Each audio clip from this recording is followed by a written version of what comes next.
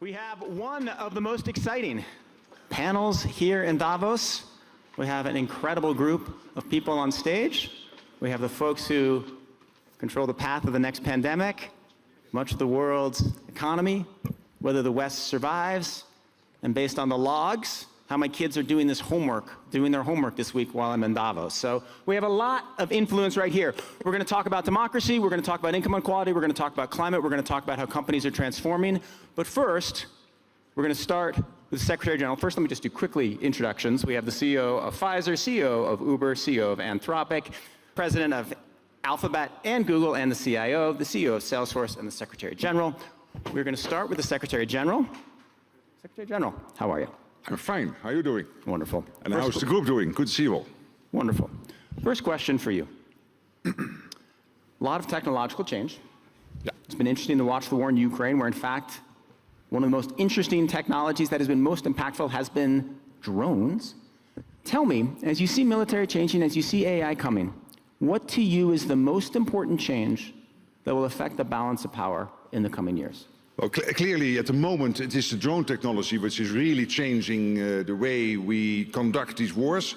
You see now $400 Ukraine drones taking out multi-million dollar in terms of cost Russian tanks. We just launched Baltic Sentry. This was a mission, or an activity, we should say, in the Baltic Sea, in the East Sea, to fight off the Russians who are getting at our critical undersea infrastructure. We are using sea drone technology there, next to the more traditional technology with ships, etc., and aircraft, but also this drone technology here. And obviously AI will also be transformative in the terms of how we fight our wars. Of course, the question I'm getting a lot is that I'm really pleading for more money to be spent on defense. And then people are worried that we will spend that in the same way as we did the last 100 years. But that is not the case. Yes, we have to spend more. We are spending now on average here in Europe 2%. It has to be much more. I think Donald Trump is right here that we are spending not enough. And anyway, we have to get it into a balance with what the US is spending. But particularly here, we have to look out for the industry base. So what our defense industry is producing. And they are not producing enough. But also in terms of innovation, we are too slow in innovating. One of the problems here we have is that the better is the enemy of good. It all has to be perfect. But it doesn't have to be perfect. When Ukraine is fighting this war, on a 1 to 10 scale, they can settle for a 6 or a 7. But in NATO, we can only bring something out if it is a 9 or a 10. We don't have that luxury anymore. So speed is of the essence, not perfection, to get these new technologies in. And if we don't, then we have to spend even more. So joint procurement, yes, we have to get the big contracts in, but also in terms of the innovation, if we not innovate faster at a higher speed, not achieving perfection, but getting speed and enough quality done in the right conjunction, then we have to spend even more. And it is already a big drain, of course, on societies, defense spending, and we need more of that.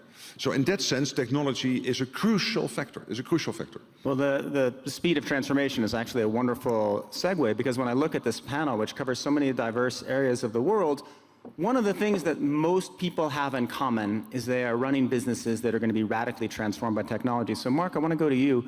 One of the terms that people often say is creative destruction. How do you take a company that is very successful at one thing and radically transform it? You've been talking about doing that at Salesforce. Tell me, what is the hardest thing about the transformation you are going through right now? Well, I really appreciate it, Nick. I mean, I've never been more excited about my job and about my industry. I mean, it's incredible what is going on right now. It's really a phenomenon. This is just in a moment that none of us will ever forget. And I just thinking about this, talking to so many of my friends here at the World Economic Forum, and we were just in the IBC, the International Business Committee, which was 250 CEOs, and you were running a panel, Nick. And I was saying, said to the group, we're going to be the last CEOs. We are the last CEOs who are only going to be managing humans as our workforce. That from this point forward, this is the marking, that we will be managing not only human workers, but also digital workers. And that is just incredible. And I just look right here at Davos. Now, Salesforce runs all the information management for Davos. It has for more than a decade. So, of course, when you're on the Davos apps and you're going through all the lists of all the sessions and who's attending and all that, and you figure out how to make the most productive use of your week. You're using all this Salesforce technology. But this is the first Davos that you'll notice that right on the Davos app there is an agent. And this AI agent is there to help you, to be your guide, to be your partner in making sure that you're able to have a great Davos. And what it does is it goes back and it looks at every session you've ever attended, because all of that is recorded as you badge through the conference, and every session that is available, and everybody that's here. And then that agent can say, yes, this is the thing you need to do in Davos to be really successful right now. And it uses the best large language models, but also the best machine learning, the best intelligence. It delivers the highest accurate result. It's delivering a 95% result for Davos attendees because it has access to so much data that has been collected here over so many years. And it's a great example of very practical AI. And I'll say another example is that we also met in the same meeting Dave McKay, the CEO of RBC, Royal Bank of Canada. And he's got this incredible wealth management business that he runs, and he's a leader in this area. And they've built this agentic layer. Agentic layer means he's built agents around his business that augment his workforce. So in addition to his sales workers and his service workers and his support workers, he uses an agent force, just like we're using here to run the Davos. And so that's just fascinating to me that we are at that moment that we're going to say, yeah, this is when humans and AI are working together to create a higher level of success. I really appreciated your agent, Mark, actually, because I was out on the promenade at 2 a.m. and I'd had 7 drinks, and the agent, having studied all my previous Davoses, said stop and sent me to bed. So thank you very much. Ruth, you have this company that has built one of the most successful products in humankind history, a search engine. It's going to have to transform, in many ways, into an answer engine. Building a business model around that is hard. It will change the way you make money, and will change the way a lot of companies that relied on the search engine make money. So explain the trade-offs as you make this transition. Well, first of all, it's great to be here with you, with everyone. Since inception, Google has been focused on long-term investing with a sense that technology changes and we're going to have to evolve throughout time. And if you think about it, Google started as 10 blue links. It then went to text search. It went to voice search. We're now living in a world with multimodal search. But we've been infusing search with AI for many years now. Billions of people are benefiting, whether it's as simple as autocomplete or searching photos. You just take it for granted. And multimodal search is exciting. What you can do with this product we call Lens. For those of you who haven't used it, you take your phone with the camera, you can take a photo of anything and search through that, find any information, product, availability, price, anything in nature, you name it. 20 billion searches a month through Lens. So this has been a constant evolution, and where we are now, leveraging Gemini, is looking at AI overviews, which you can think of as a sort of an umbrella, your cockpit, that then helps guide you and takes you to different places. And what we're seeing is more complex queries, longer queries that go into greater depth. It's expanding in terms of demographics. The youth in particular are looking at the ability to ask multi-part queries. And so it's continuing to enrich the search experience, which is what Google has been about all the time. And our investment, I'm frequently asked, consistently is around being ahead of and evolving where will search go, given the extraordinary experience that we can deliver for all of that. And this didn't start now, this evolution. We started Google Brain, our first AI entity, many, many years ago. We acquired DeepMind back in 2014 with a view that at some point we would be at this moment where we're all experiencing and living it, and it feels like a vertical lift. And what's exciting about being there, and I would say it's important for anybody today leading a company, leading a country, is we're all tech-enabled and have the opportunity. If you're not planning and investing for long-term growth, you're going to be sowing the seeds of your own destruction.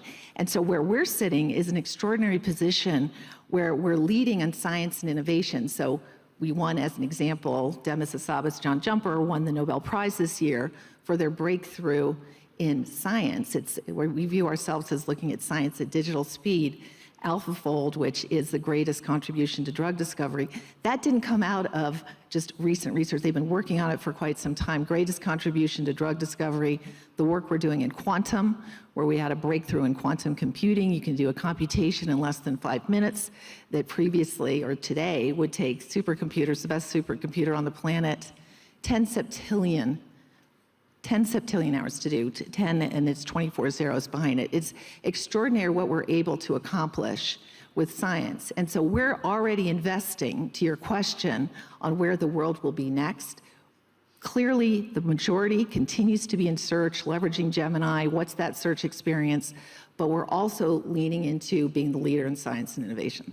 I like that thought. You know, I often think about how at the Atlantic we can diversify our business models for the age of AI. One of the things I had not thought about was building a quantum computer, but I will put that on my list. Albert, let's go to you. You have to change the way drug discovery works, right? You're going to have to reinvent how the company works, and you're going to have to not be beaten by new drug development companies that are fully AI-based and are taking the technology that Ruth was just talking about and building companies from scratch based on AI with their agent employees. Tell me how you're thinking about this transformation. First, I need to tell you that I'm super excited about the prospects of life sciences, exactly because of that. It's not only advancements in biotechnology, but also advancements in digital technology. But the two are colliding, and they are going to create tremendous synergistic effects. I'm going to use an example of a disease that worries all, the emperor of all maladies, cancer. There is a new biotechnology that we are using, which is called ADC, antibody drug conjugate. I'm going to use, because we have marked here, military terms to describe the war on cancer. The problem is that when you use the chemotherapies, that are most common used drugs right now for cancer, you are not killing only the cancer cells, but you are killing also the healthy cells. So you need to be more precise. So that's why we developed something like a GPS-guided missile, a medicine that is very precise.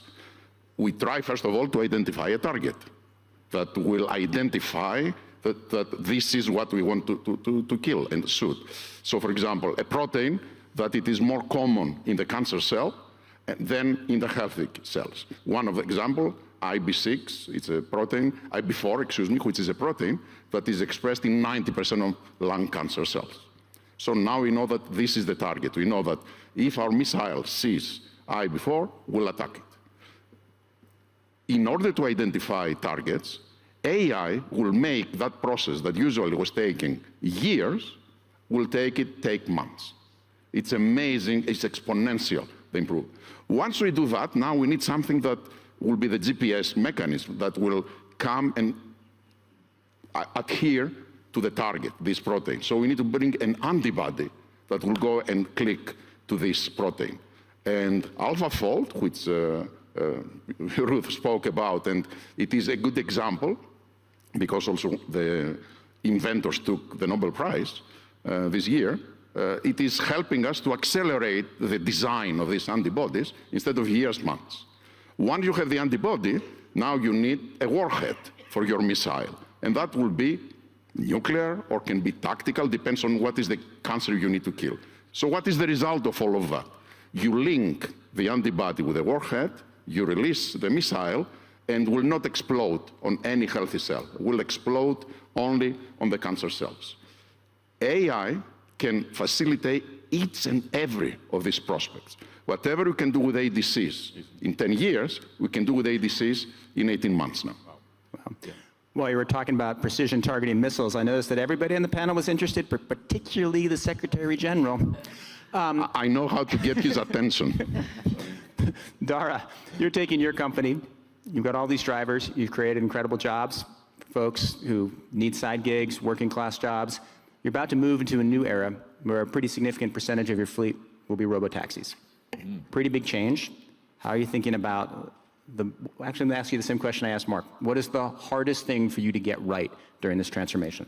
Well, I think first the potential that we see in terms of AI. I think most of our experiences with digital experiences of AI, search, et cetera, where we work is the physical world. And we think that AI can have enormous impact on the physical world.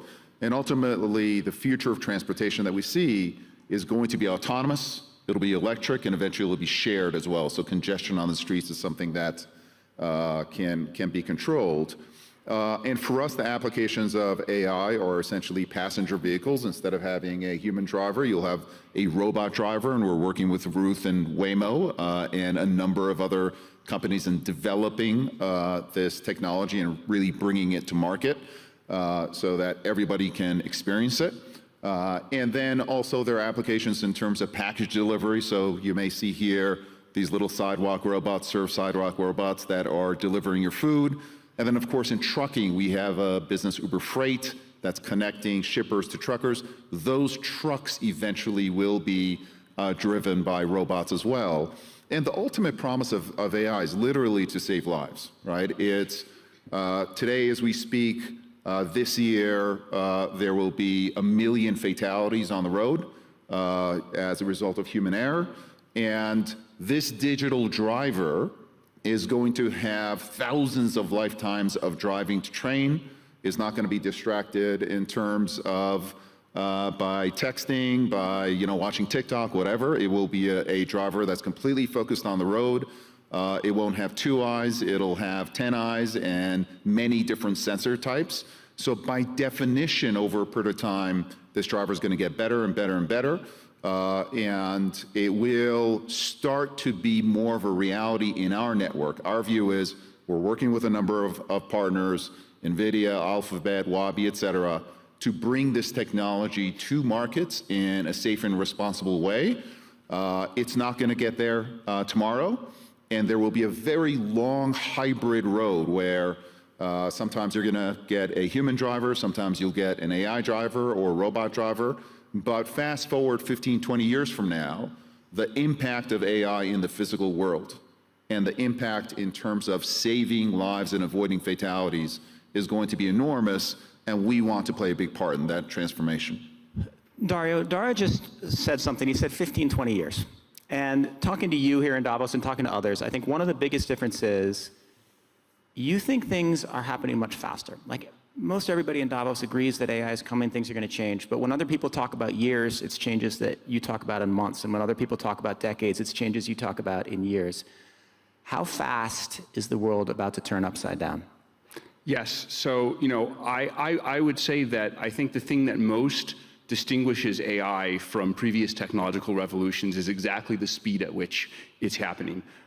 So I've been in the field for 10 years. I've been watching that curve for 10 years, and me and my co-founders at Anthropic were among the first to document what we call the scaling laws, which is the observation that as you pour more compute into these models with small changes in the algorithms according to which they're developed, they improve very fast on cognitive abilities. And so, exponentials kind of start slow and very quickly pick up speed. And I think we're actually, I've become probably in the last 3 to 6 months more confident that we really are heading towards AI systems that are better than almost all humans at almost all tasks.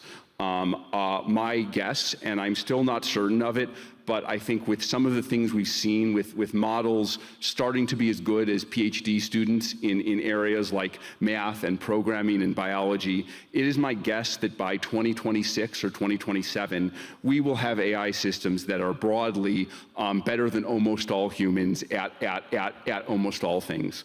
I see a lot of positive potential, that's an understatement, for how this kind of AI can be applied. You've heard about a lot of these areas, right? From military applications to in the workplace to self-driving cars to applications in biology and health, which are very near and dear to my heart because I used to be a biologist, and I think that's maybe one of the opportunities to offer the most improvements in human welfare.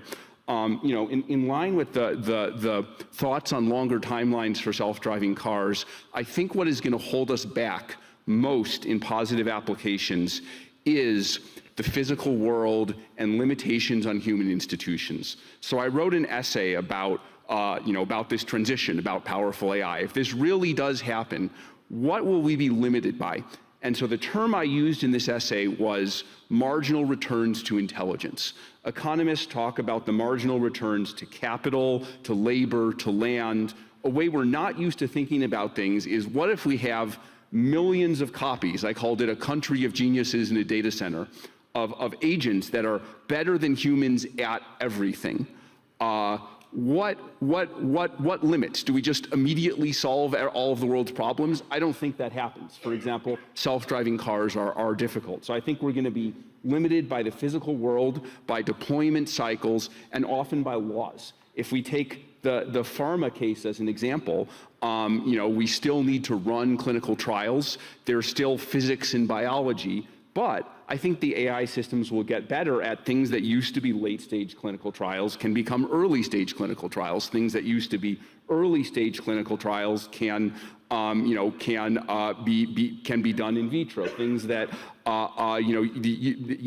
can increasingly be simulated. I do think there will be a great acceleration. If I had to guess, and this is not a very exact science, my guess is that we can make 100 years of progress in areas like biology in 5 or 10 years if we really get this AI stuff right.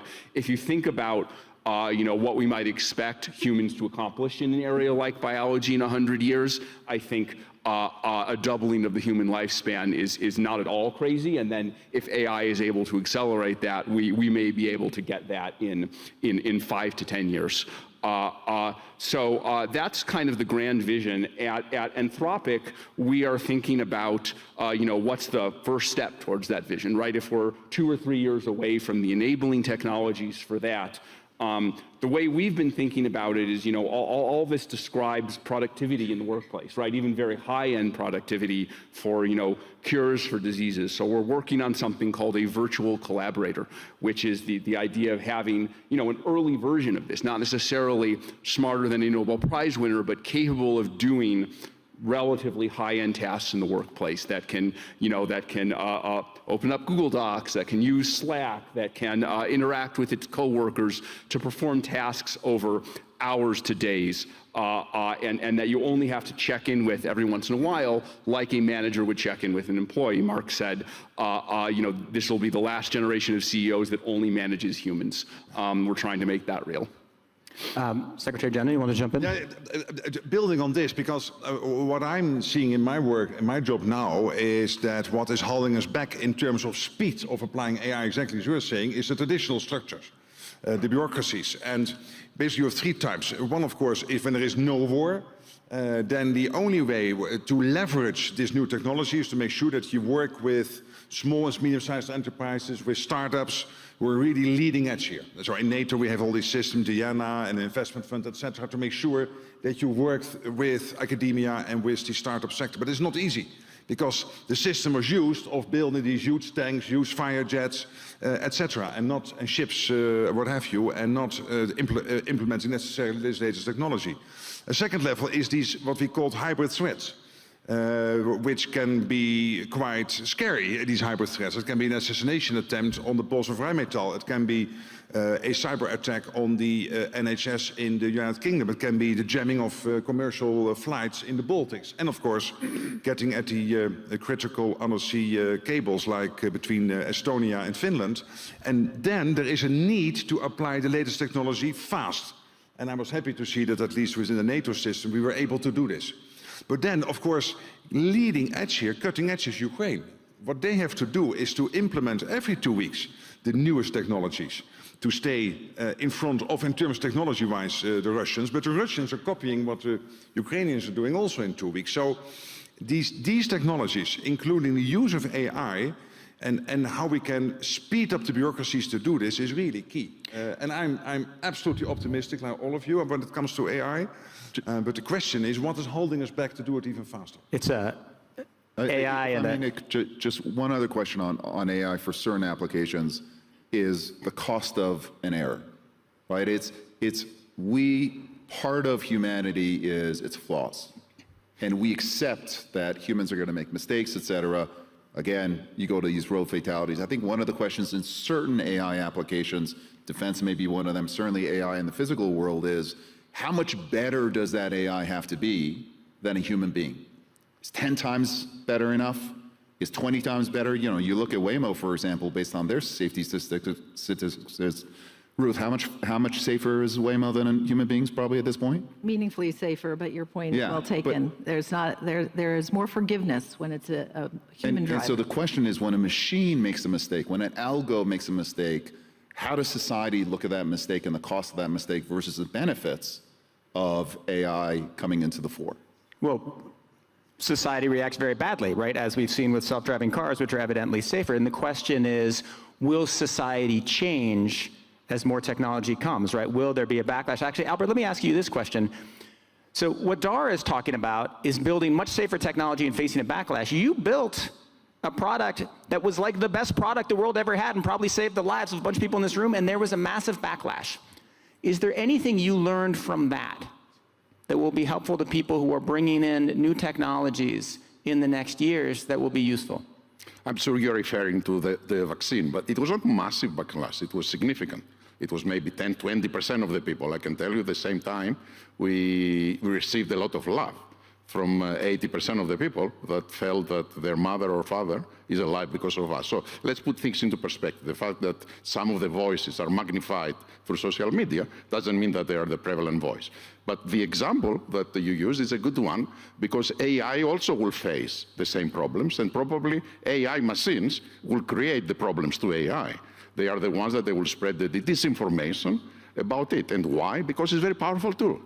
And with every powerful tool in the hands of good people, will do great things. In the hands of bad people, can do bad things. And I think that will be magnified. Every single mistake that AI will be doing, as you mentioned, will be magnified to the utmost degree, ignoring that humans are making even bigger mistakes and ignoring that the benefits that we got so far were huge.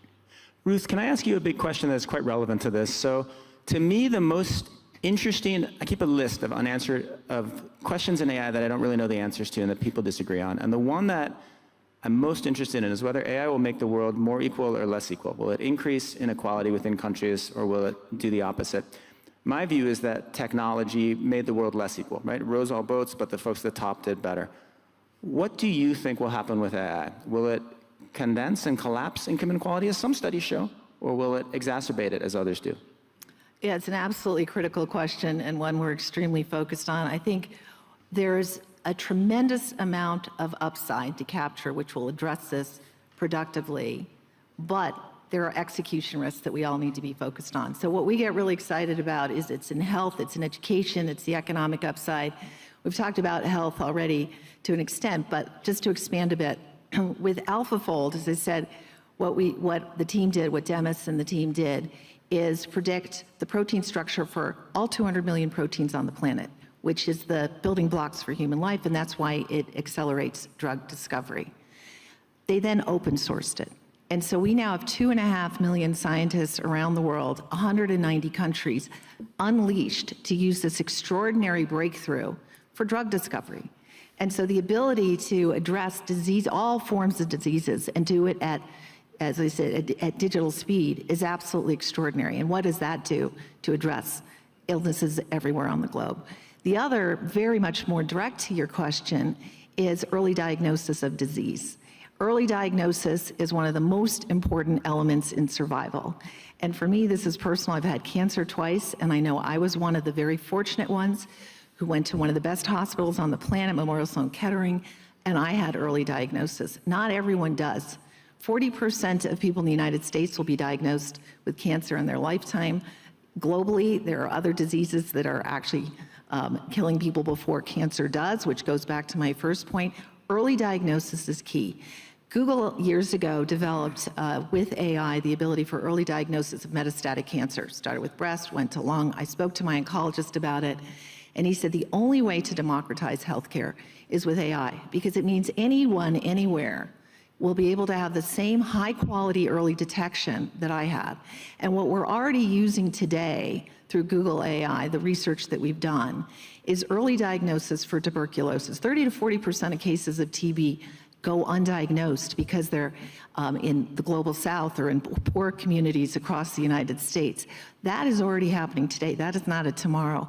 opportunity. Diabetic retinopathy, losing your eyesight as a result of diabetes. So this very much is an opportunity to address inequity. Education, super exciting.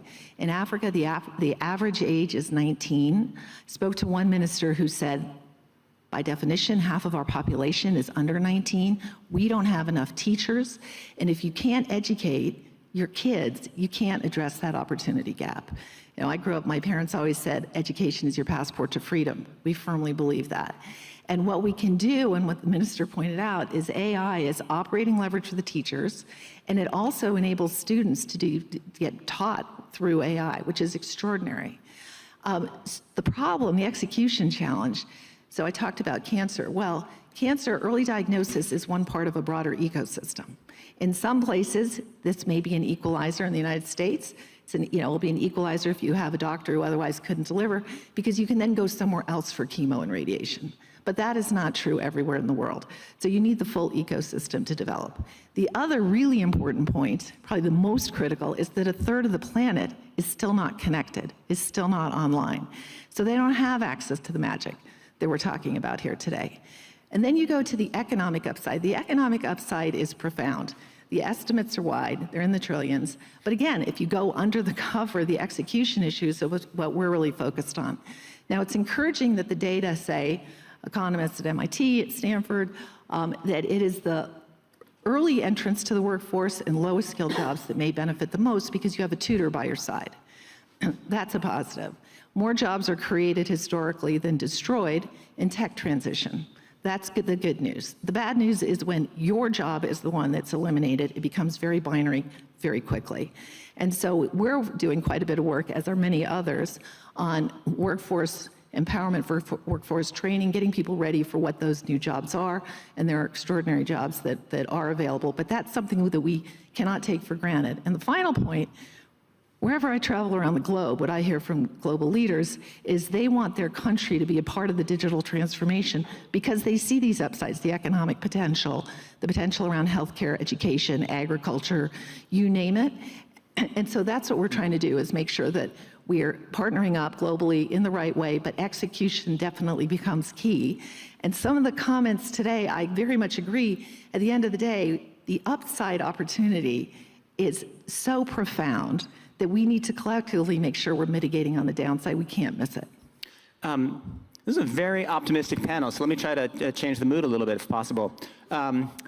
Mark, can I ask you about something that one of your passions, where maybe things aren't going as well as you might think, which is climate change. So in the last little bit of time, the United States has pulled out of the Paris Accords. We've frozen a bunch of spending that was going into climate investment.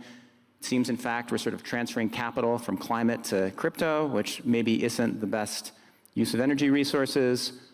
All this AI boom, incredibly carbon intensive.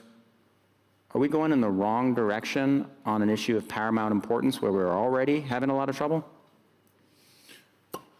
Well, it's a pretty big context switch on the panel. I mean, we just heard the incredible benefits of unlimited workforces, the idea that AI is kind of becoming our partner to help us to run our lives, run our businesses, to help us to deliver a new level of productivity without a human workforce. And you know, you're 100% right. We have to keep in mind that we have a vision for the world that is getting warmer. And the reason that it's getting warmer is because there is more carbon in the atmosphere. The first industrial revolution has really given us about 200 gigatons of carbon into the environment through, you know, various human levels of activity, but it's not our biggest worry. Our biggest worry is really deforestation. The planet had 6 trillion trees on us, and now more than half of those trees are gone. And for every trillion trees, we lose 200 gigatons of carbon banking. So just imagine that as 3 industrial revolutions that we've released into the environment through deforestation. I was very optimistic yesterday, and I guess we should go back, but we mentioned Trump. 5 years ago on this stage in 2020, President Trump announced the Trillion Tree Initiative. That is that our vision was to put 1 trillion of those trees back on the planet to sequester 200 gigatons of carbon. Of those trillion trees that we want to do, we actually now have commitments and underway on 200 billion. The biggest also happened on this stage last year, China, coming in for 70 billion trees. That is a case for optimism. And another case for optimism happened just yesterday here at the forum, not on this stage, but in another stage. The president of the Congo announced the world's largest forest reserve as part of the trillion trees. I think there's nothing more important than reforesting our planet if we want to make our world cooler and to counter what we've done in the industrialization. And number two is we can also see that the oceans are getting warmer. We've just had 2 back-to-back El Nino years, and I've heard now several reports talking to folks here from around the world that we see coral bleaching happening in areas where we have not, even just in the last 6 months. So whether it's coral bleaching, overfishing, whether it's creating more marine protected areas, getting to our vision of protecting 30% of the oceans by 2030, and getting the plastics out of the ocean. We're on the verge of the UN High Seas Treaty. This is probably one of the most fundamental things the United Nations can do this year. And the second is the UN Plastics Treaty. We have to get the plastics out of the ocean. So we can all think about this as a case for optimism in the environment, and AI is an accelerator on all of these ideas. So net, do you think that AI, its ability to help us, model plastic flows in the ocean, for example, and figure out how to extract it more efficiently and maybe build carbon capture systems, net, AI will be positive for climate, even though it has huge energy costs? Net, I would say that the most optimistic thing that I've seen in getting the ocean plastic out of the ocean is, number one, making sure it doesn't get in the ocean. So robotics has advanced with AI, and we see entrepreneurs like Mark's colleague from the Netherlands, Boyan Slat, who has developed robots that sit in rivers in critical areas in Asia or in South America that prevent this plastic from getting in the ocean in the beginning. That just wasn't possible 10 years ago. Now we see, the ability to extract millions, hundreds of millions, billions of tons of plastic that's already in the ocean, but we have to also keep it from going there. We also announced a plastic initiative here at the World Economic Forum. How do we get to bioplastics? This idea that the plastic that's in the ocean is kind of the nuclear waste of our age. It's going to be there for a long time. We already see the infusion of that plastic into plankton. We now know the fish are eating the plankton, ingesting the plastic, and we know where that goes in our food chain right into our bodies. And I don't think any of us want what's happening, and I don't want to go into the details because it just, turns into, it'll take away the case for optimism around human health. But we want to have a healthier food chain, and getting plastic out of our food chain is so important. Well, since in Davos I only eat green room granola bars, haven't had any plastic, but I do think this is an extremely important cause. Dario, let me go back to your essay, which you mentioned earlier, Machines of Loving Grace. One of the most interesting parts, and I think something that ties into what Ruth was just talking about, something that has come up on stage, is the prospect for sort of stable democracy where people trust the government. And it's an extremely optimistic essay, but what's so interesting is there's a point where you're not as optimistic, and you say you're not sure whether AI is more enabling for democracy or more enabling for authoritarianism. So explain what you mean and explain what you think, and then we'll have the others comment on that, because that's pretty important. Yes. So, I think here we've mostly talked about all the positive applications, and I'm very excited about them. I tend to be optimistic about places where markets work well, about human scientific advancement leading us forward, and AI scientific advancement augmenting them.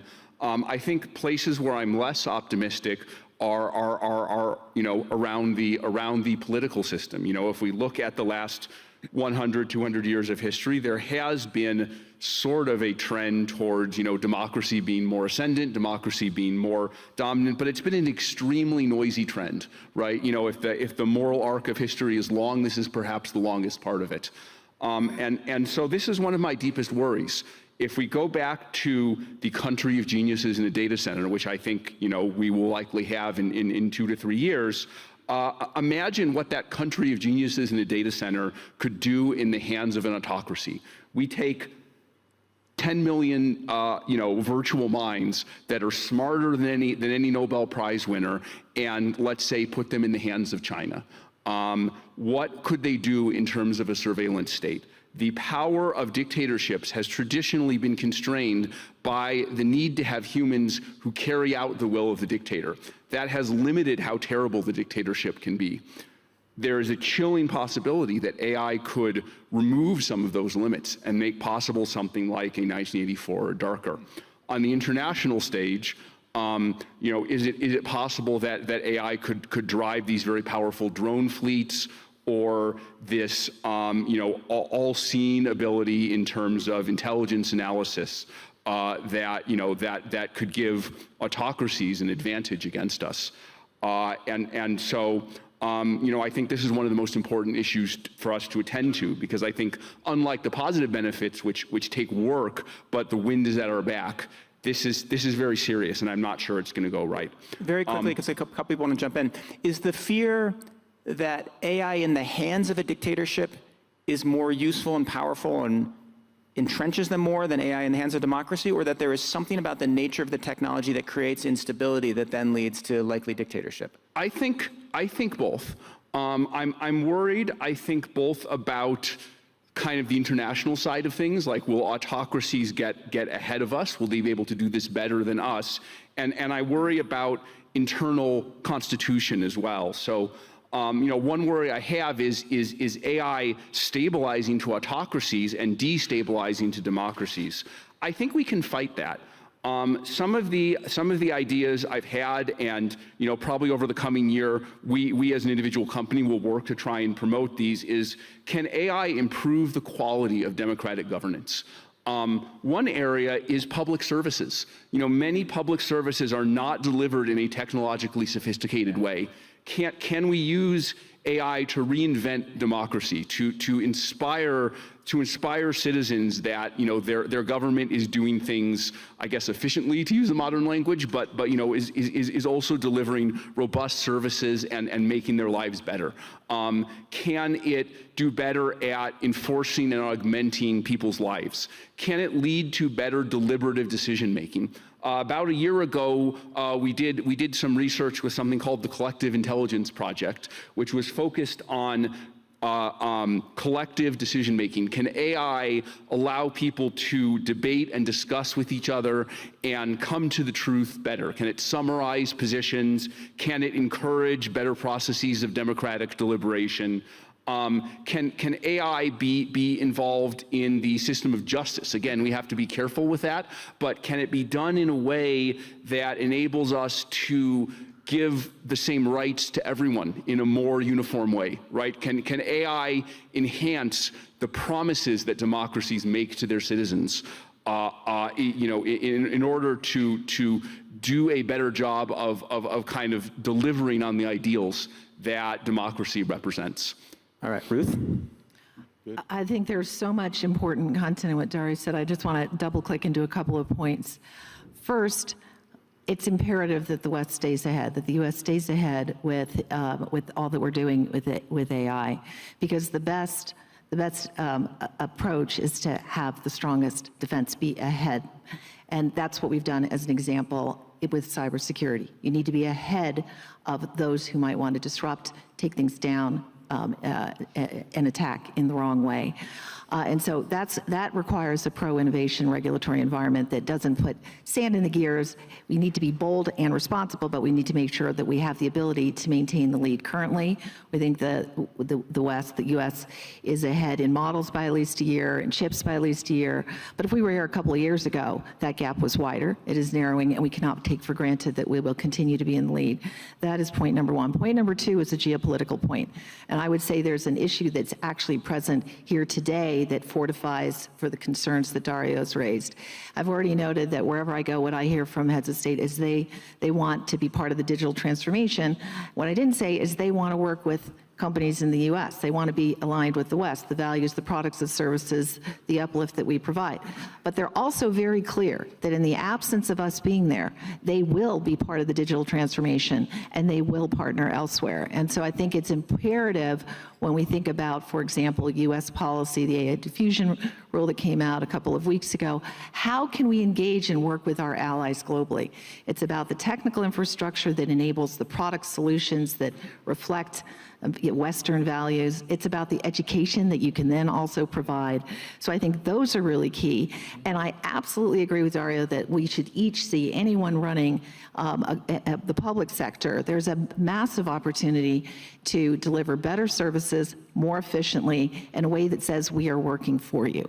And the number of examples in provisioning service, doing it around the globe where you can respond in a more timely way to needs, whether it's payments, whether it's information that says we are working for you and we are doing it efficiently. And one of my favorite stats that has actually a bunch of lessons that come out of it is Google 20 years ago started on this journey of Google Translate.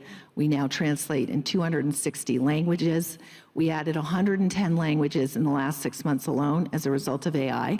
The point is, wherever we are, even, for example, in the state of Minnesota in the United States, when they said we want to be more productive, they asked us to deliver these services and solutions initially in 4 languages. They then added 26 more languages. We are there to serve. The other point is it's a vertical lift. So it underscores this 260 languages, 110 in the last 6 months. Anybody who's on the front foot of leading a company or a country, you need to move fast because that's what AI is doing. And if we're not, the other guys are. All right, we're out of time, but Mark, I want you to give one final thought to wrap up how we're going to save Western democracy here. Well, I would say that AI on balance is very good news for the Western democracy because it gives you access to a huge fund of wisdom and information. And many of my friends have shut off Google and are just using AI tools, even as a search engine, to get to the latest insights, etc. So I do believe we can be generally optimistic. The reason why voters are not any longer voting for the centrist parties and flocking to the extreme right and extreme left wing is because the centrist parties, the liberals and the Christian Democrats and the Social Democrats, have not given answers to the 2 biggest issues of this time. And that is migration, 1, and 2, how to rebalance climate change with making sure that our economy stay competitive. And if we don't do that, and the centrist parties are not allowing for answers to these questions, then it is not the voters turning in the wrong way, it is the centrist parties delivering a bad deal. And this has nothing to do with AI, this is just basic politics. You have to deal with the issues the voters want you to deal with. All right, thank you very much. Fabulous panel, fabulous discussion, lots of big topics. Thank you all, and now let's go have lunch.